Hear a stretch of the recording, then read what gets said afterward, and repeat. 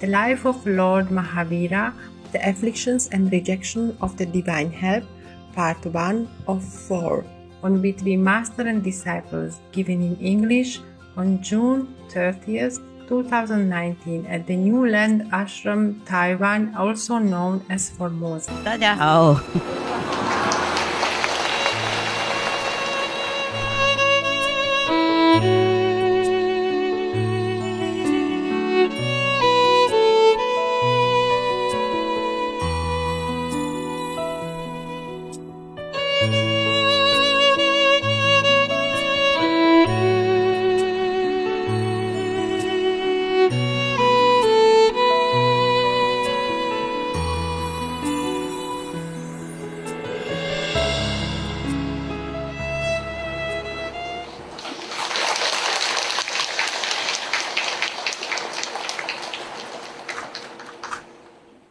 Everything okay? Yes. Everyone happy? Yeah, I think you look happy. I'm also happy. Yeah.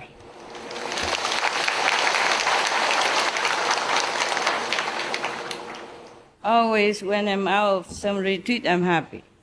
Even 3 days, 30 days, 3 months. 7 days. I'm going to have another one 7 days, okay? I just have to chop because I can't afford to have 1 month on stretch or 3 months on stretch. The Buddha did not have much to do.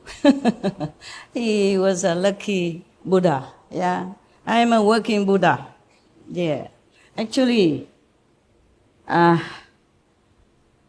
I keep telling you that we practitioners don't need a lot, right? Yes. You need less and less and less every day, correct? Yes. I need more and more and more every day.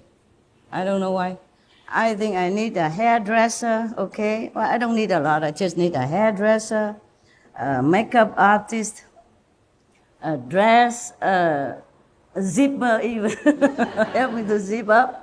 And to fix some dress when it's not correct. And what else? A driver, you know, for the go-kart in case I wear high heels, it's difficult. What else? And somebody to help me to eat my lunch because it's still there. It's still there from breakfast. No, maybe not eat, but put it all out for me so when I see it, I can eat it quick. I don't see it, I forgot to eat. Yeah. And sometimes it's wait until later on, then the food, it tastes sometimes sour. So I need a lot of things, huh? I need specialists to help me dress up. Yeah, to make look good, nah? And the hairstylist told you already, makeup artist. What else? What else did I say I need? The nail. Nails? Oh, yeah. Nail varnishing. Yeah, nails. Nail specialist? Yeah, also. That would cost you a lot. Sounds good to have so many helpers, right? Don't have any? Yeah. Master knows everything. Master does everything. Ay. I think one of these days I'm going to retire. Yeah. Too much work. I'm a cave woman, remember? Yeah. Just when I come to see you, I look different. When I'm in a cave, I look really like a cave people. And very comfortable cave people. I forgot, I also need a coach. Trimming coach, exercising coach. They force you, the trainer, yeah? When you alone, you don't want to do it. So you can see the evidence somewhere here, okay? Yeah, never mind. It doesn't matter if I eat or not eat, it's similar all the time. I'm trying hard to trim down, I don't know how to. I need a coach also, nah? To push you, yeah? In the morning, wake you up and run with you 2-3 miles an hour or something. And then drink some, slimming juice or whatever they make you do it. And there's a machine to slim your waist and some seaweed wrap and whatever. Seaweed wraps, I don't know, I never did it, but everybody talk about it, in the beauty business. I make you slim, huh? The only wraps I have were these spring roll wraps or these tortilla wraps the kitchen gives to me, and that doesn't help. It just wraps some more on my, where it's not supposed to wrap. It's wrap around here. You know it, right? Yeah. And the thing is, I cannot eat many things. I mean, quite a few things I cannot eat because of different reason. Not allergy. Just if I have some different assistants or people around, then I cannot eat this, I cannot eat that. And sometimes I cannot eat a lot of tofu, gluten. Then I have to eat other things to make up for the protein, yeah? And then what happened, I eat a lot of avocados. These are good for protein and vitamin and stuff. And that packs something here. It wrapped around my stomach. I just eat 1 or 2, 3 days, and then the difference is phenomena. All right, never mind. That's about it. That's about mundane stuff. Now we come to spiritual stuff. You came for this. You didn't come for my rapping, do you? No. Okay, I understand. Now we have some wrapping up to do. Last time we finished where the Lord Mahavira lost his last piece, half a piece of the clothes that he had. It fell off, maybe when he was meditating, and then the greedy Brahman just snatched it and then left with it and went to sell it to the king, and he earned a lot of gold pieces. So that was the first act of freedom from poverty of Lord Mahavira. Of course, apart from other things, before renunciation, his birth caused some people to be liberated physically and financially, okay? And now after renunciation, he also caused this man to be liberated from poverty and forever, for good. The whole of his life, he never had to worry about financial problem anymore, okay? So now we continue with Lord Mahavira about his practice now, okay? Anything else he did before was just like a ceremony and stuff, yeah? Now it's a real practice without anything on the body. I guess somebody would come and offer him some food sometimes, or maybe clothes, I don't know. Most of the statues I saw, or the photos, picture of the statues I saw, he has nothing on him. The day after his renunciation, Mahavira, the Lord, the Swami, left Chanatkan. At sunset, he arrived near a small village called Kurmagram. Nowadays, it is called Kaman Chapra. He stopped under a tree and standing rock still, not moving, started his meditation. He's standing to meditate, like a rock. After some time, a cowherd arrived there with his oxen. He wanted to go into the village. You know a cowherd, right? Cowboy, take care of cows. With his oxen. He wanted to go into the village to do his job of milking the cows. He approached the meditating Shraman and asked, Lord Mahavira, ascetic, please look after my oxen while I go into the village to milk cows. I will return soon. You think you renounce everything, you become a monk, and then you have nothing to do? Hey, somebody even go there and find you and make you become a cowboy, even just for a while. Just imagine. Yeah. Somebody came and begged him for something, and somebody came and asked him to take care of the cow for him. Ay, ay, ay. This world, people busy with these things. You would think if a person with a little IQ see the shaman, the Swami standing there like a rock to meditate on the Lord, on God, he or she would try to emulate, no? Yeah, thinking about life and death and the Four Noble Truths, birth, old age, sickness, and death. They would awaken in them some kind of thinking about the ephemeral nature of our life. But no, what did they do? Ask the Swami for the last piece of whatever possession he had on his body, and even ask him to look after his cows. Was that his job?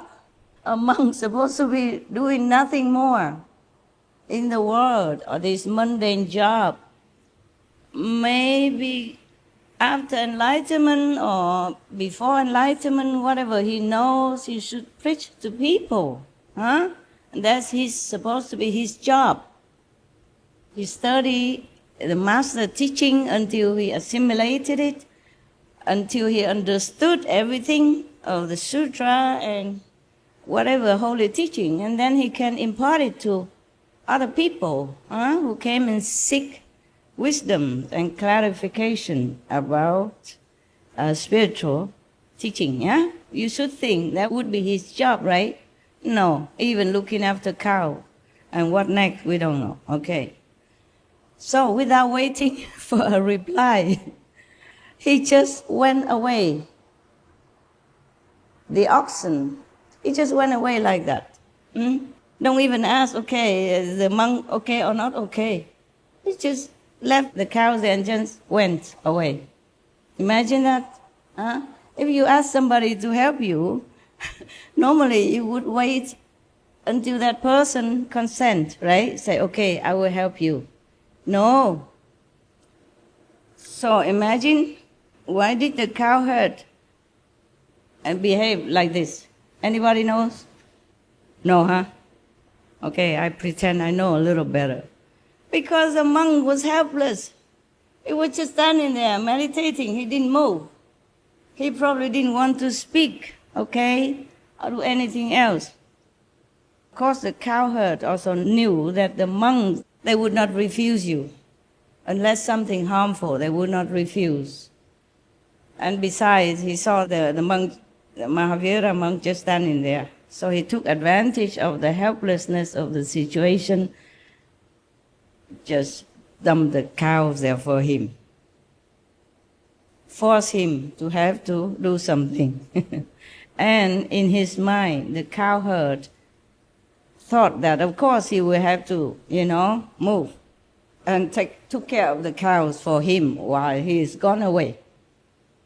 Because he was pushed into this kind of unwanted, and he cannot refuse, a situation. So he thought, okay, that's it. You got to take care of my cows. I have to go where I have important things to do, like milking the cows. Okay, so because he left like that, so the oxen, uncared for, they stray into the nearby jungle. They just walk anywhere they wanted. On his return, when the cowherd did not find his oxen, he asked, ascetic, where are my oxen? So Mahavira remained silent because he's in retreat, in meditation, and he probably took a vow of silence during this time. Mahavira remained silent. The cowherd grumbled and started looking around. He searched all around throughout the night in vain. The oxen, in the meantime, returned and lay down near Mahavira. When the exhausted cowherd returned in the morning and beheld this scene, he saw his cows laying around this ascetic. So he thought this Mahavira, who used some power or something to manipulate his cows, his oxen. So then he lost his temper. He took Mahavira to be the thief in disguise, whom he had caught just before the thief was to flee with the oxen that he must have hidden during the night somewhere. Without a second thought, he started hitting Mahavira with the rope he carried for tying the oxen.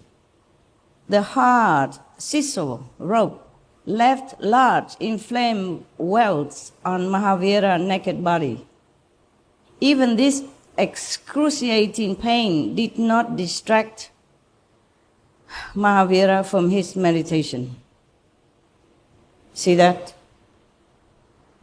He just bear everything because he took a vow of equanimity and compassion.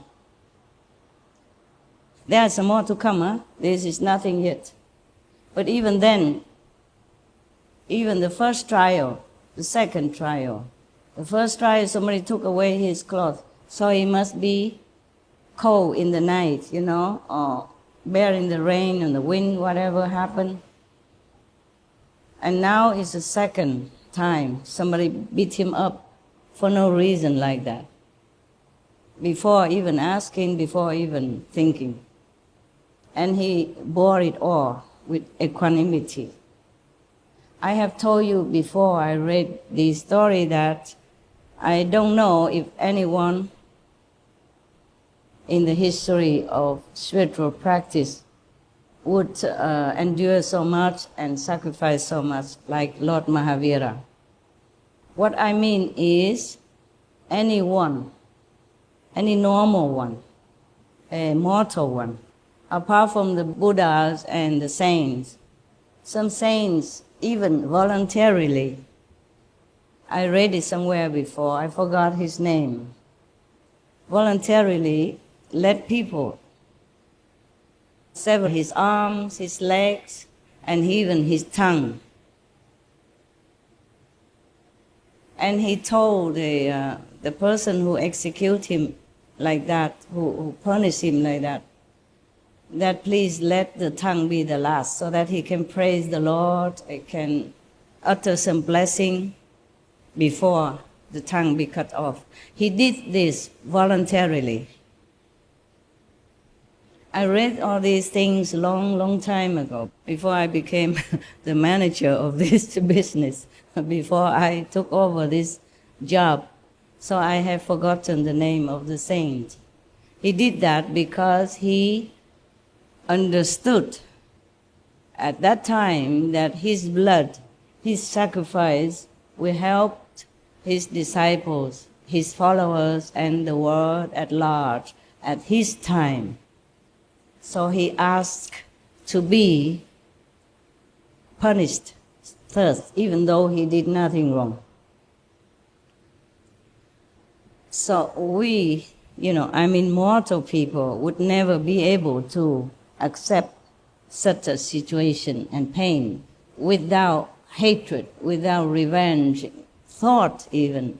At least if not action, then the thought. But none. The saints are like that. Same as Jesus, he could have escaped his death, his torture on the cross, but he did not. He knew it in advance. He even told the disciple that before the cock crows, you would have betrayed me 3 times. Something more than that. He even knew who would betray him. He knew everything. He has also some power, and he can heal the sick, brought the dead back to life, and much more. Still, he accepted the crucifixion for the sake of sinners at that time.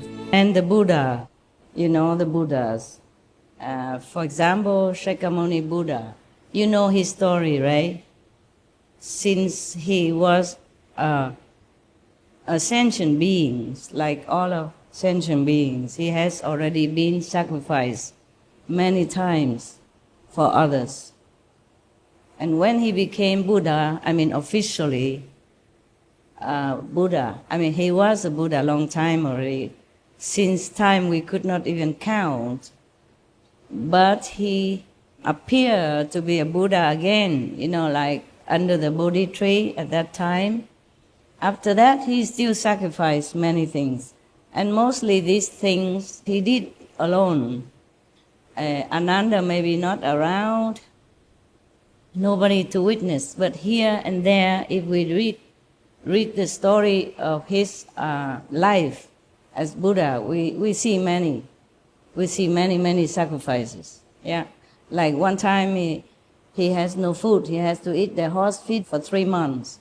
And Devadatta tried to assassinate him, but failed, still cut off one of his toes. You know this story, right? Yes. And several more incidents, but never mind. And even when he almost breathed his last, he told his monks not to eat certain mushroom because he knows it's some poison in there. So after he ate that, he died. Yeah, he has something wrong with the stomach. They just mentioned it briefly because the Buddha would not elaborate. So they did not really know how painful it was to eat poison and die from it. Milarepa also died of poison. Many saints die of poison, either voluntarily or being forced to. Like Socrates, I think he was also poisoned in prison, correct? If I remember well. After enlightenment, I thought I don't have to read anything anymore. So I forgot all this stuff. I'm not well practiced in reading anymore.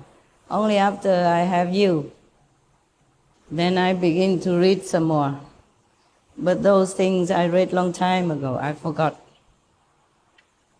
Because I was like you, searching for enlightenment, and I thought I could find them in books, in holy scriptures and sutras, or stories of saints and sages since the time began. But I could not find. Only now I read them for you, so that you can see some example of past saints. At this time he wasn't a saint yet, maybe not yet, not complete yet, but he already practiced selflessness, sacrifice, and endurance.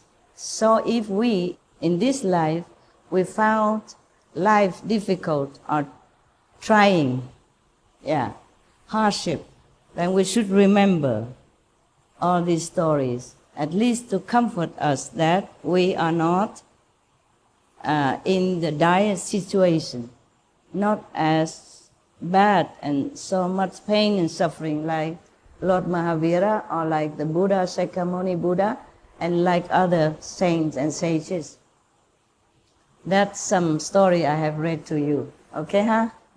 This story alone will not bring you enlightenment or promise you any liberation. But as an already enlightened practitioners like you are, it will serve as reminder, okay? So that you're more encouraged, more determined to go on your spiritual path unflinchingly. So we will continue now.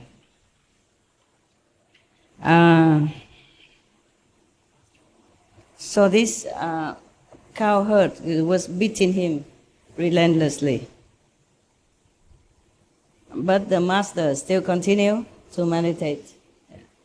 Can you do that? Yes, you can. I saw you do this. What mean? It mean no in India or it mean yes in Taiwanese? Okay, never mind about that. I can't. I will be very distracted. I will be probably yelling and screaming and tell the girl, no, I didn't do it. Not me, I didn't do it. Yeah, I probably will complain. Yeah? I don't know. I haven't been tested so hard like that. Maybe heavens know that I am not so tough, so they have mercy on this little frail woman. Never give me such a terrible test. Yeah, maybe kind of operation and all that stuff, but then you were under anesthesia and you don't feel much, and you wake up after a while and then you'll be okay. And nowadays with medicaments and everything, things are not as bad at those times, especially for the monks like Lord Mahavira, who meditate in the jungle or in the forest without anything with him at all, and in such a lonely place. And still somebody come and whipped him up like that. This is really, the world is really insane. I don't know why the saints and the sages from time immemorial always come back to our terrible world to try to talk to the deaf ears and to the blind eyes people on this planet, and suffer so much unbearable pain and sorrow. I don't know why.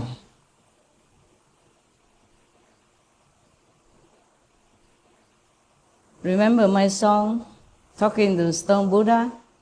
It's just one of a little feeling, very short and very light. Sympathy doesn't describe enough the pain and suffering of all the Buddhas and the saints have to go through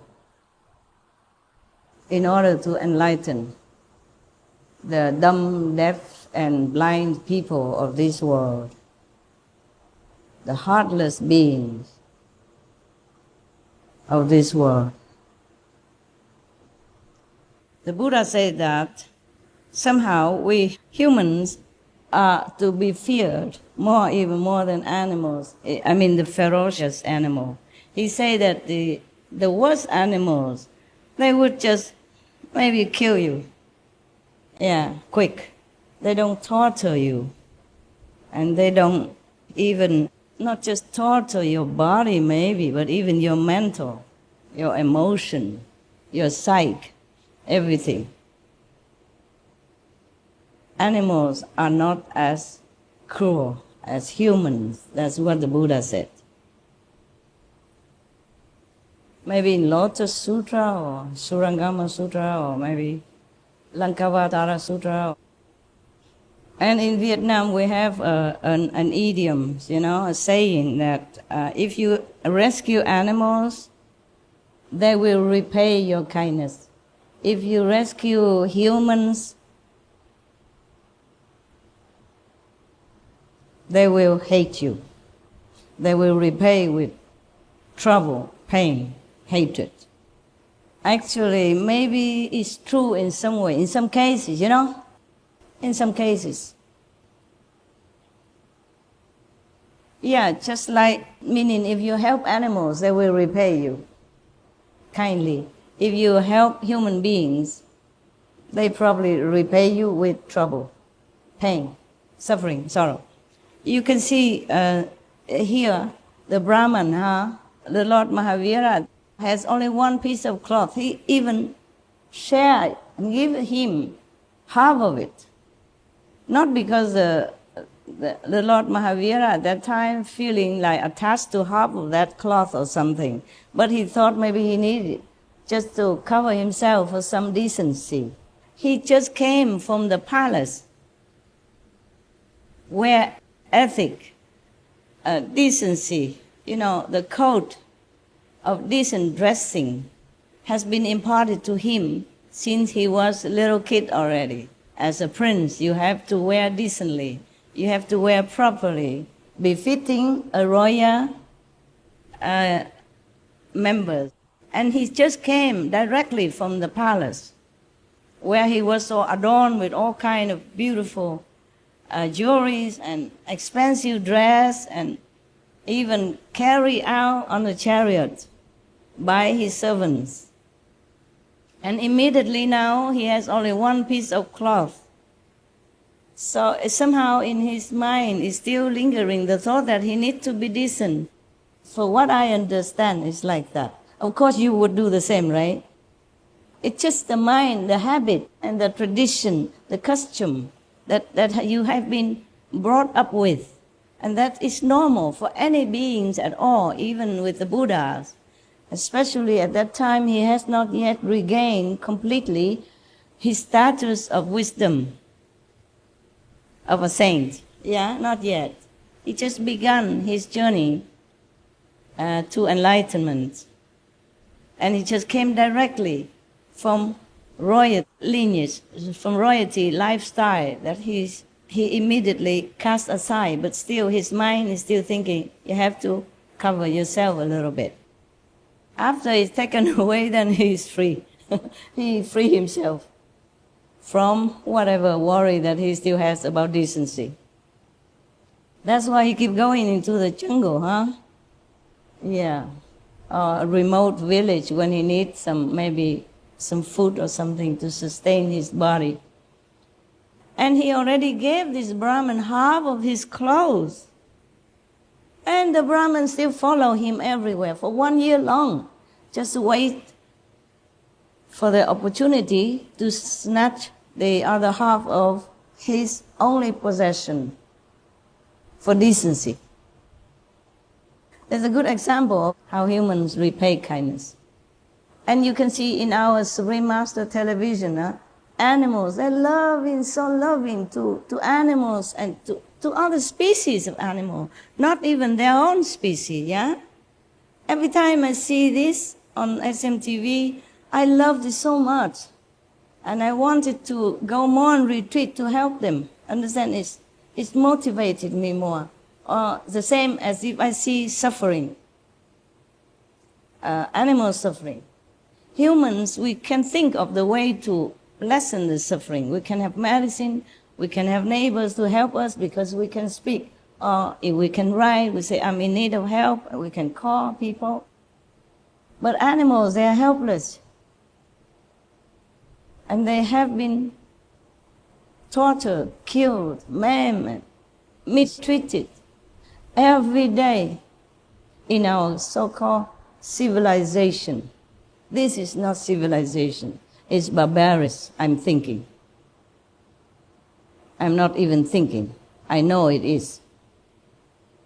How can we, strong, intelligent, powerful, harassing or torturing or taking advantage of a small, weak and helpless animals, even big ones like cows or something, they're very docile, because they know they practice endurance. They have more contact with heaven than many of the humans do. That's why they endure it. They could do something, but they chose not to. Most of the time they choose not to react or to revenge. But there is one, this is one of the instances that I remember in the circus somewhere. The mother elephant finally revenged and hurt many humans around just because I think they were harassing her baby, her little elephant, to train. They use very harsh and cruel ways to train and to break the elephant, to subdue the elephants into obedience because they scare them so and they break them down. Very cruel practice. I saw that. It hurt and it bleeds and they whip them or cut them, all kind of things. And I don't know if I'm living with humans or I'm living with beasts sometimes. Some people make me think that I'm not living with humans, that I'm not living on earth, that I'm living in hell somewhere. Because even in humans' law, we only punish the bad ones, the criminals. The animals, they do nothing. They're no criminals. Why they have been subjected to such kind of, worse than nightmare, worse than imagination kind of treatment. And it's still going on nowadays on our so-called civilized planet. If I don't think about that, then I still can live. If I keep thinking about that, I just don't want to stay here anymore. I don't know if some humans or many humans are really worthy of any mercy or redemption. If I think about that, pardon my anger. I'm doing a lot more retreat nowadays whenever I can, okay? Be it 3 days, 2 days, 1 week, 5 days, 1 month, whatever I can, okay? So if you don't see me sometimes, please don't try to pull me out by praying this and that, and understand? Just let me do my job also, okay? My job is not only to teach you or entertain you, but my job is inside for other beings, okay? Not just this planet, other planet as well. You help me by meditating and wishing me success in my inner journey. And that's the best you can do. Got that? Okay? Originally, I left on Thursday. And I intended to stay until next Sunday. Well, I feel some pulling, so I came out. And I go back again, okay? I go back again today or tomorrow. Actually, heaven advised me to begin my retreat for 1 week, Monday, begin tomorrow, yeah? But I couldn't wait. I said, why not now? I have finished some of my urgent job already. I just go. And then they are right. I still have to come back here today and begin again Monday. But at least I have 3 more days extra before. You see? So it's okay. I didn't lose anything. I gained. Huh? Good.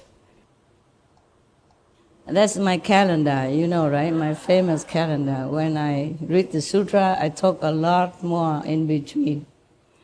You like it anyway, huh? Or you don't? Anybody don't like? Raise hand.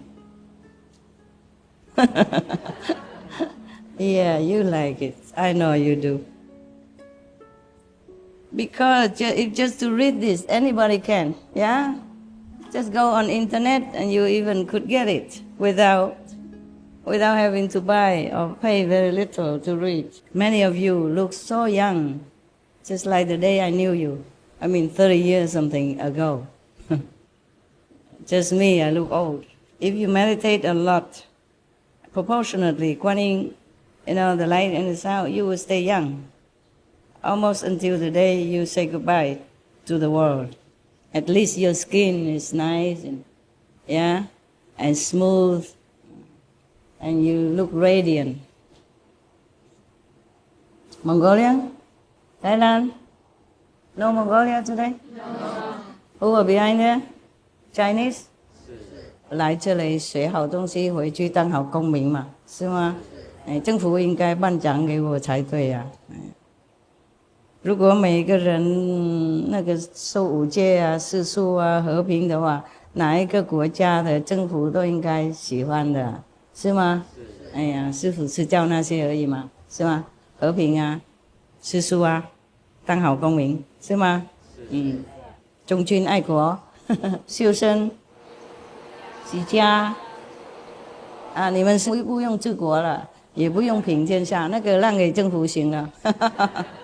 不过如果你们当好公民的话，政府比较好治国平天下，是吗？是。所以应该颁奖给我啦。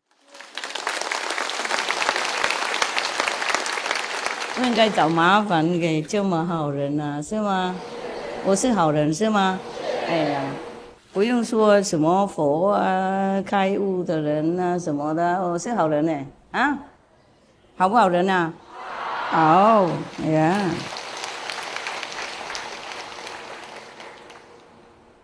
平常人家做工作的话，有人会付钱给他呢。我是付钱给自己做自己的工作，还更好，找不到吧？啊，好，继续了。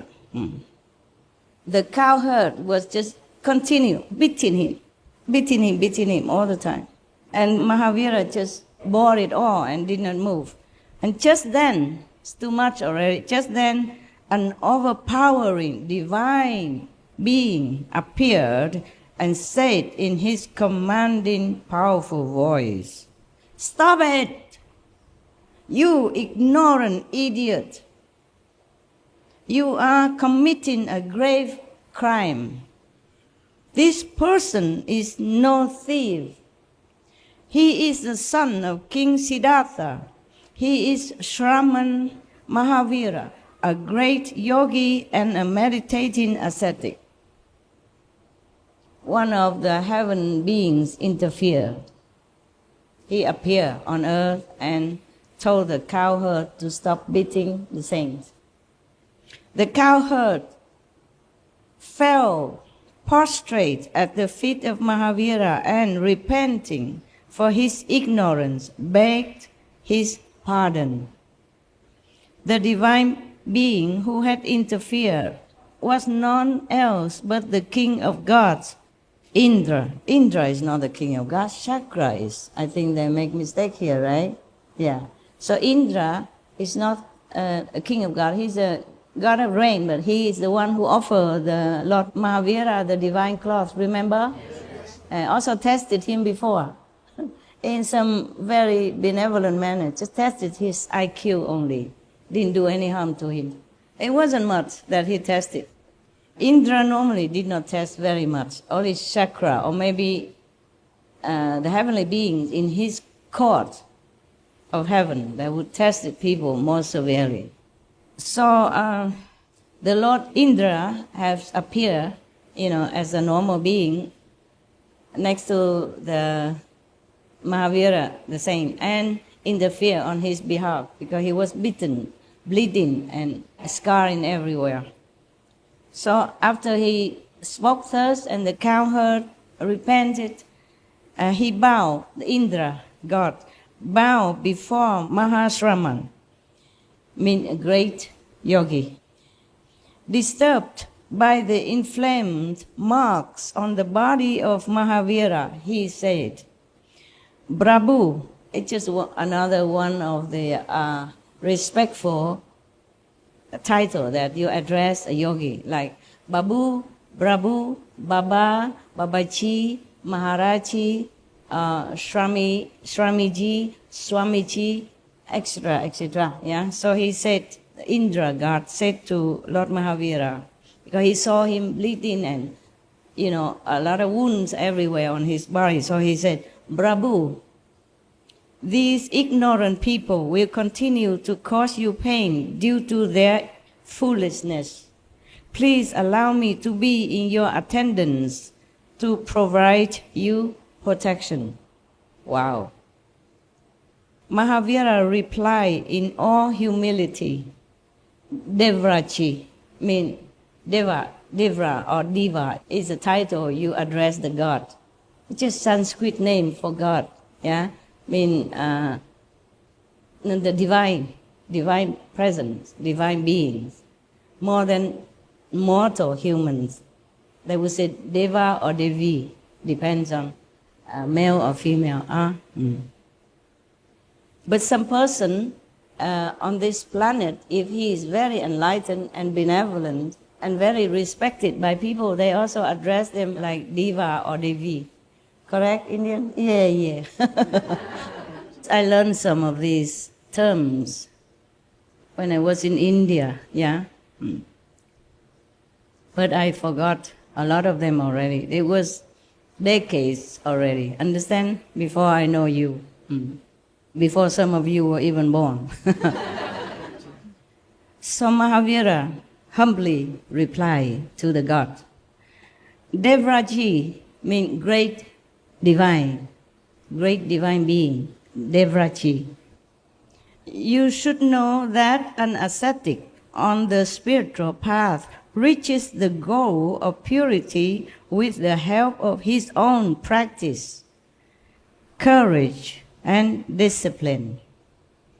It is never with the help of the king of gods or the king of demons that a soul sheds all its karmas and becomes an arhat, saint, like bodhisattva also, or get liberated.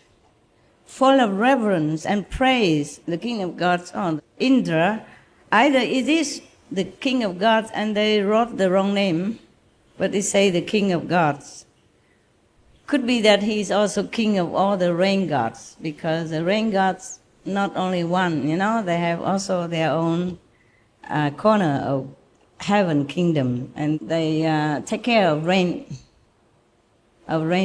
okay? But they also help people when somebody deserves it. And they also could punish people when somebody deserves it too. I mean, small crimes. I remember reading somewhere in another sutra of Buddha. I don't know how to find that sutra. I don't remember where it is. I just remember the story, okay? So I tell you, because I will not be able to find it, to read it to you. In one of the Buddha's story, there was one person. He is very, very stingy, the most miserly person that you could imagine. He has a lot of money, and he has a lot of possessions, good house, and all kind of things. He doesn't treat his relatives and friends well at all. He saves everything he has. And even if he wants to eat something, also very little that he spends on himself even. Not like he practices asceticism or he's enlightened so that he know how to feel satisfied without having a lot. It's not like that. He's a miserly person, very, very stingy. So he did not spend anything at all, just amassing wealth and property forever like that. One day he bought some snack and some wine, true alcohol, and he went into an empty field, hiding away from all his family's members and friends. So he stayed in the field there, well hidden, in the clearance, but well hidden, so he can eat and drink all by himself without anybody come and looking or wanting something from him, that badly. And then he was eating to his fill, some cheap stuff, cheap alcohol, and drinking until he got drunk. When he's drunk, he said, oh, even the God in heaven, Indra or Chakra, are not as happy as I am, not as fortunate as I am. Look at me. I have food, I have drink, I feel happy. Oh, I dare the God to compare with me. Oh, the God happened to pass by and heard it. Oh, Chakra it was even, not just Indra. Chakra, you know him, right? You know him through many stories that I introduced to you. Don't ever mess with this God. He doesn't know any leniency. So he heard that. Oh, he was so mad. Such arrogance, and ignorance. So he went straight to his house, the house of this miserly person. He went to this stingy person's house and disguised himself, transformed himself into this miserly person, and took out all his food and money and possession, give it all to all his relatives and friends, invite everybody in the village, come eat and drink, anything they want, he gave away. Everybody was surprised, was so happy. Oh, what's wrong with this guy today? How come he gave us so many things? Invite us to eat and drink. Said like that. So everybody was happy and praising him and prostrating in front of him, carrying him on the chariot, running around, singing song. And the miserly guy, after sleeping a little while and awakened from his slumber because of intoxicant of the drink, he came home. Seen, What? What's going on in my house? Why? Everybody was eating my food, wearing my clothes, riding on my chariot, sitting on my chair, wearing my hat, trying on my shoes. Oh my God. And eating away and drinking and, have a merry-go-round kind of party.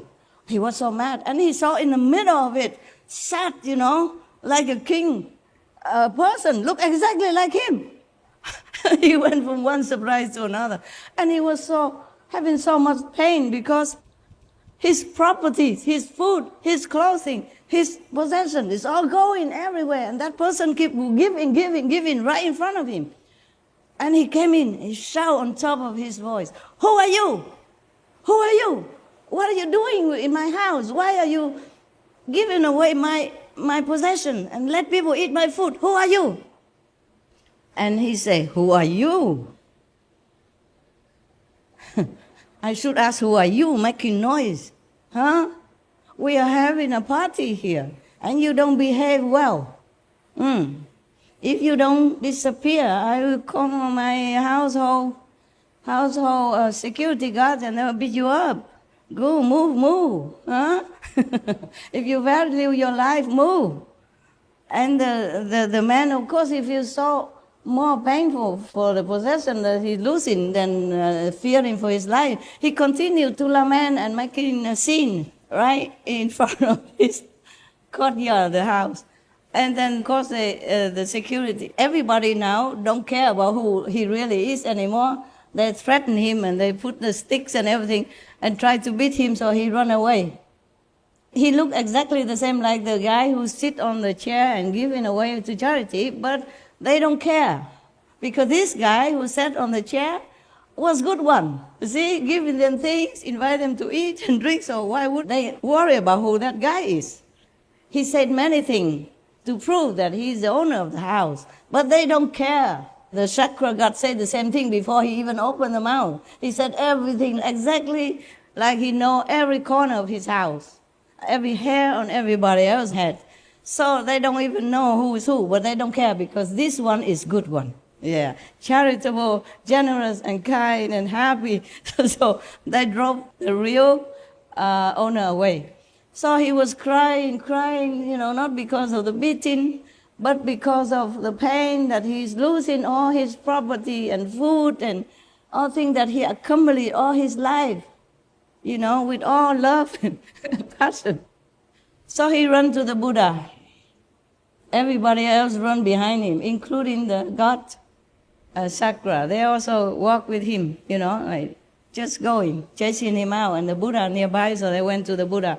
And the real miserly person, the owner of the house, was complaining to the Buddha. He said, "Buddha, you all compassionate, all seeing, all knowing, please help me. This guy, I don't know where he came from. He impostor, yeah? He imposted me. And then he took away all my possession that I saved hard all my life and asked everybody in the village to come and eat all my food in my store and give away all my things. Now I have nothing and even get beaten up.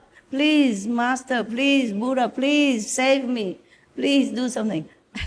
And the Buddha looked at the god Sakra and he knows it is a god Sakra who made troubles. I say, "What are you doing?" The Buddha asked Sakra, "What are you doing?"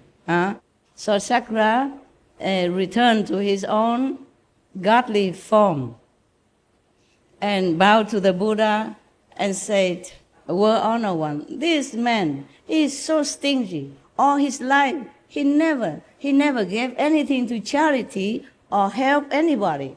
And just now, some hours ago, he bought just some cheap cakes and some cheap alcohol, and he went into hiding in a field and then drinking until he's drunk and eating until he's filled, and then he even dared to insult the gods in heaven. That's why I wanted to just teach him a lesson." So Buddha said,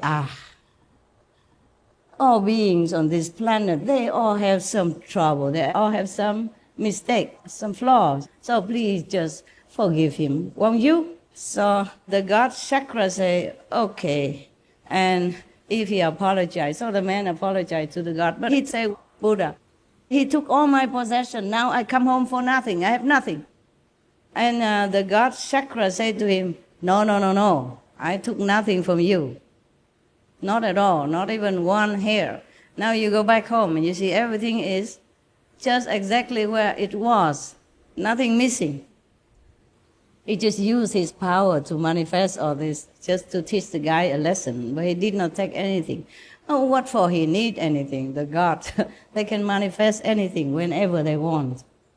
So the guy come home, really, everything was still there, exactly like it was before. I'm just telling you a story because before that I say they can punish you or can also award you. Nah? So like Indra gave Lord Mahavira this beautiful piece of cloth. Yeah, this from divine, has shining light, understand? And have protective power as well. Not just a normal piece of cloth, that's why it's worth thousands pieces of gold. And the one who knows it would buy it like that. So, okay, the king of the gods departed after paying due respect to Lord Mahavira. This one is a story about the affliction by Supani.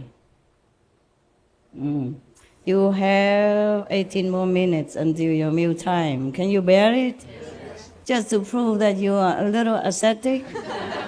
Sawa? Good? De acuerdo? Okay, continue one story or maybe half, it depends. This is the affliction by Supani, maybe another planetary earthling, okay?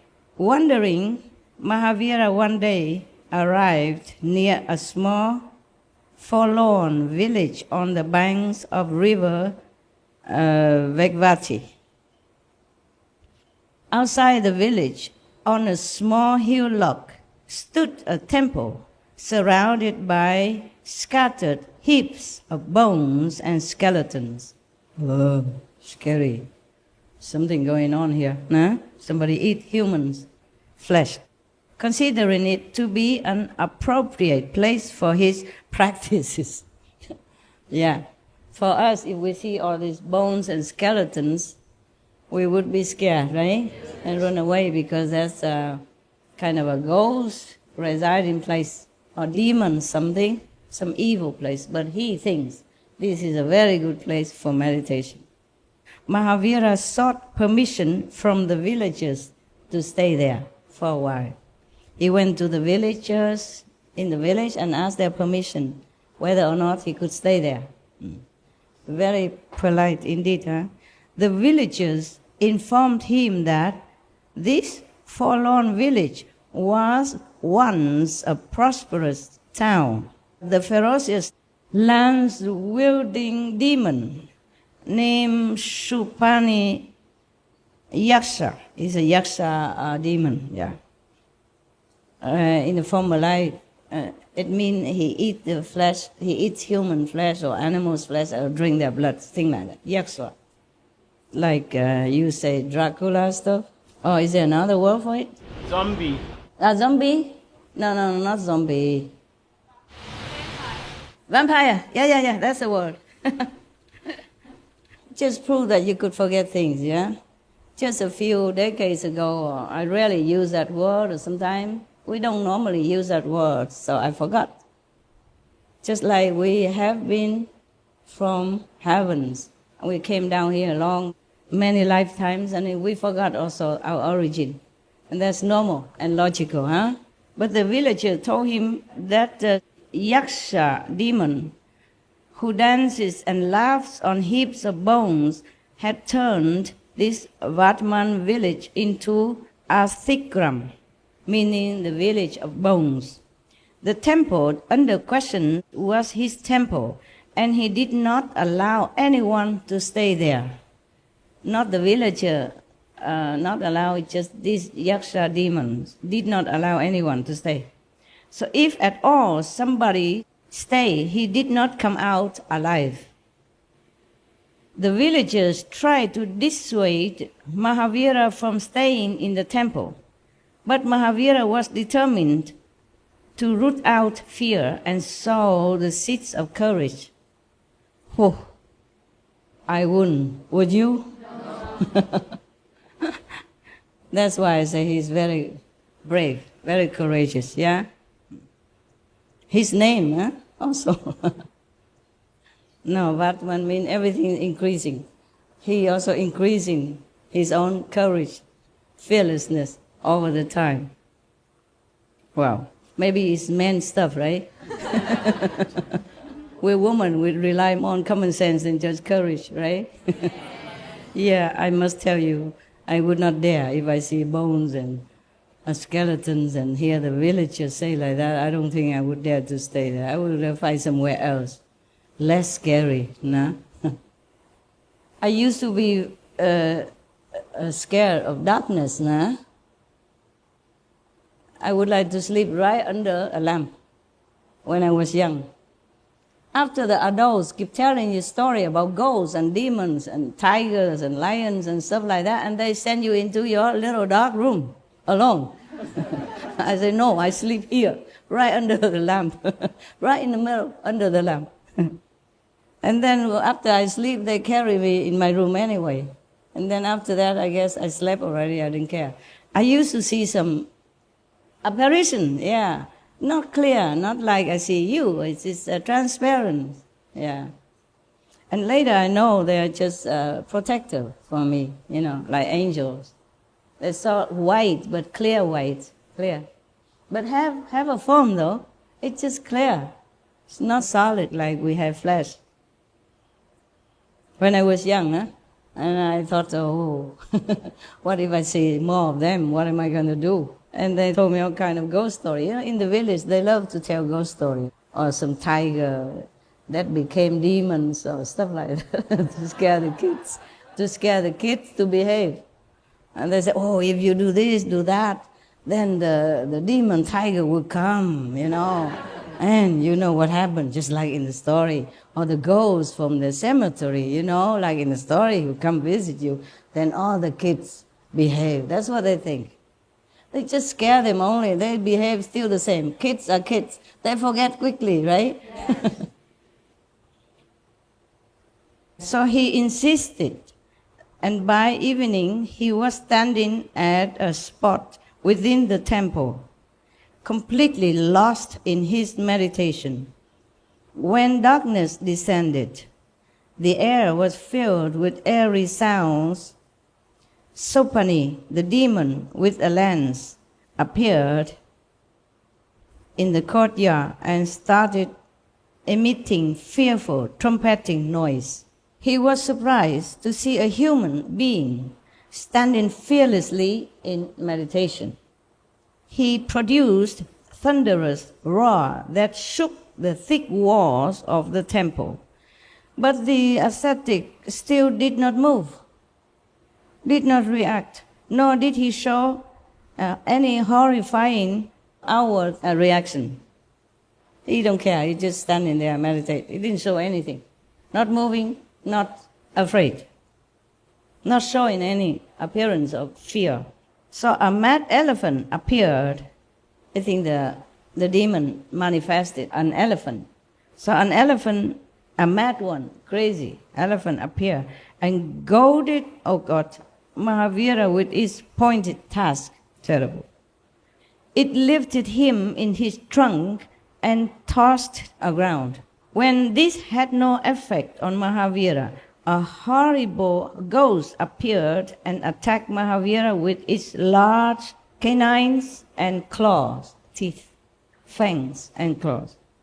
Next appeared a black serpent that attacked Mahavira with its large venomous fangs and toxic breath.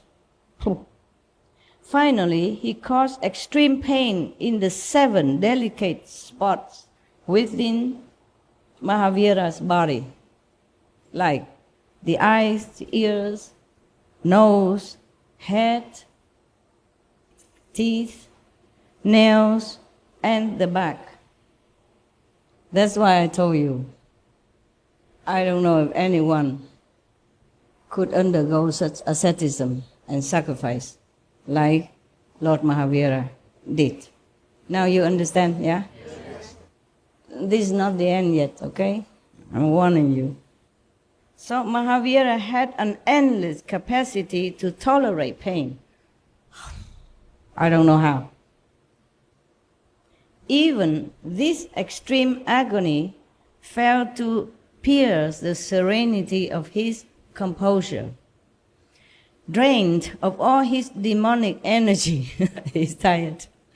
The demon is tired. So Sopani became apprehensive. Demons and ghosts and magicians, for example, magicians also, they have their power, of course. They can use them to do good or cause destruction.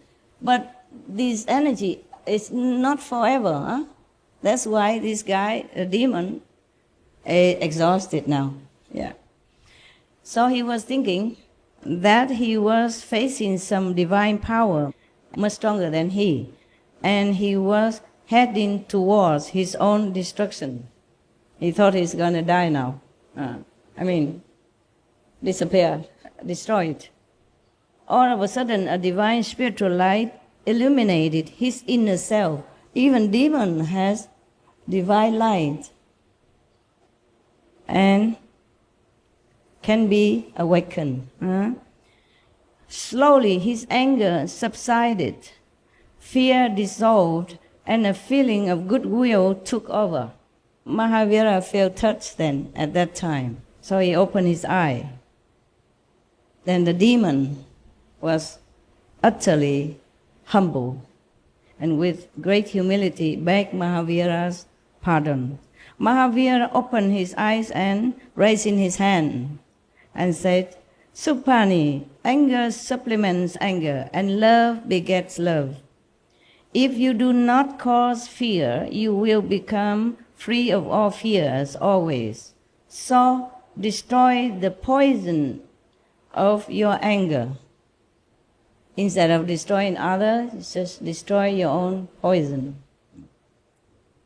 So Mahavira spent his first monsoon day at the Astic Gram in that Bones temple.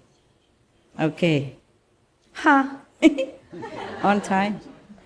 On time for you to go enjoy some other ascetic practice in the kitchen. Last time, I also enjoyed. I did not have a breakfast or lunch at that time. And when I went there with some guests, some foreigners. Anybody who's not Taiwanese is foreigners here, okay? Me too. So I was also entitled to have a meal like the foreigners. It was really asceticism, yeah. You eat until you get so tired. What a suffering. So I told some of the people, worker around, I said, wow, this kind of suffering is willingly endured. Because they cook such a good things, very good food. Okay, it's 4 o'clock now. You go enjoy your food. A few days ago, before I went on to a short retreat, Her Excellency, the former 2 times Vice President of Taiwan, came and paid a visit. Oh, they cooked such a delicious food, but I already had lunch, I thought if every day they cook me like this, I would never get out of my door. Not be able to squeeze out, we have to make a bigger door. But it was really good. They cook with love and taste also. I don't know what they cook today, okay? So if you're lucky, we have good food. If not, don't care. Okay, huh? Yes. Yeah. All right, let's go. Vamos. Andiamo. Thank you very much. No. Hello. Hello. Yeah. You're big people, eh? You like kids, loving cakes, candy, stuff. Hey, 再见了。全省都来哈 ，very good。每个礼拜打坐2天这样，有没有进步？也会觉得好一点。是啊，真的是有的，最少这样 ，OK， 我也是尽量嘛，每个月几天啊，一定要的，不然的话，我们打坐每天不够，不够给别人了，也许够给自己，不够给别人，不够给国家，不够给隔壁，不够给那个亲戚朋友了，OK， 所以多认真一点，好不好？做会不会很酸啊？就一直睡觉而已，当然不会了，太舒服了啊！哎呀，哪一种人设计这些，当然给人家休息的了啊！我如果在这里，我也会又困了。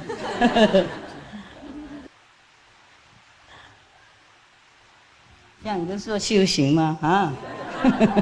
就比椅子有靠背啊。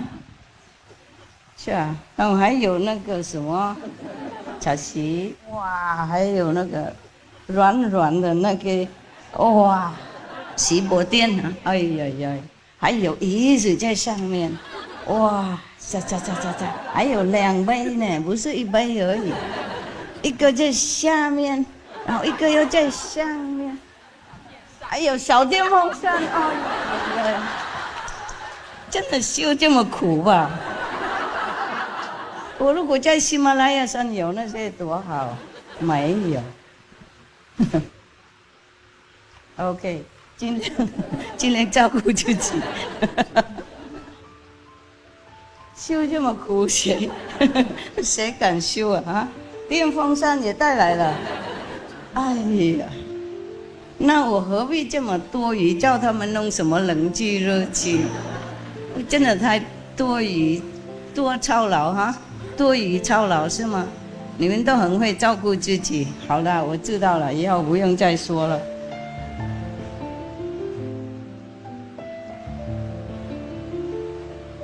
男孩子是这样吗？男孩子也有电风扇吗？夏天你们不要后面靠背那么多，会更热，懂了？